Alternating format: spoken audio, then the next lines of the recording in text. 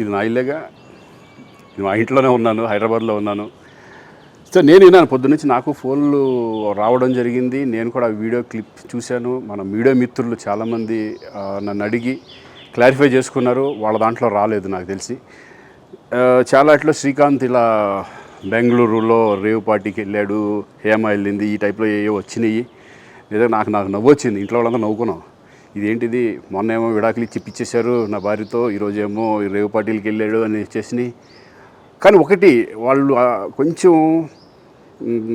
తొందరపడ్డంలో ఇది లేదనిపించింది. ఎందుకంటే వాడెవడో, అతను ఎవరో కానీ కొంచెం నాలాగా ఉన్నాడు. వాడు కొంచెం ఇలా కప్పుకొని, అది గెడ్డం ఉంది, బట్ ఇప్పుడు గెడ్డం నాకు లేదు అని, బట్ గెడ్డంతో నేను షాక్ అయ్యాను. ఇదేంటిది నాలాగా ఉన్నాడు ఏంటి అని నేనే షాక్ అయ్యాను.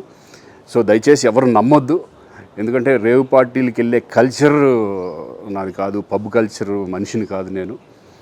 ఒక్కోసారి బర్త్డే పార్టీలకి వెళ్తాము, ఒకవేళ తెలియకుండా ఏదైనా వెళ్ళినా ఒక హాఫ్ అన్ అవర్ నుండి వచ్చేస్తాను తప్పితే అటువంటి ఏమీ లేదు. రేవ్ పార్టీ ఎలా ఉంటుందో కూడా నాకు తెలియదు. సో దయచేసి ఎవ్వరూ ఈ విషయాన్ని నమ్మొద్దు. హ్యాపీగా నేను హైదరాబాద్లో ఉన్నాను, మా ఇంట్లోనే. ఇప్పుడు మా ఇంట్లో నుంచే నేను ఇది చేస్తున్నాను. సో దయచేసి మీడియా మిత్రులందరికీ కూడా నేను చెప్పేది ఏంటంటే, ఏ విషయం కరెక్ట్గా తెలుసుకోకుండా మీరు కూడా థంబ్నైల్స్ పెట్టేసేసి నా బొమ్మ వేసేసి రేవ్ పార్టీలో పట్టుబడ్డ శ్రీకాంత్ ఈ టైప్లో వేస్తున్నారు. కాబట్టి దయచేసి ఎవరు నమ్మొద్దు. అది అతను అలాగా ఉన్నాడు అనే ఒక విషయంలో మీరు పొరపాటు పడి ఉంటారని నేను అనుకుంటున్నాను. దయచేసి అది నేను కాదు. Thank you. ఇటువంటి అన్నీ కూడా నిజంగా కొంతమంది, వాళ్ళందరికీ నిజంగా థ్యాంక్స్ చెప్పుకుంటున్నాను నేను.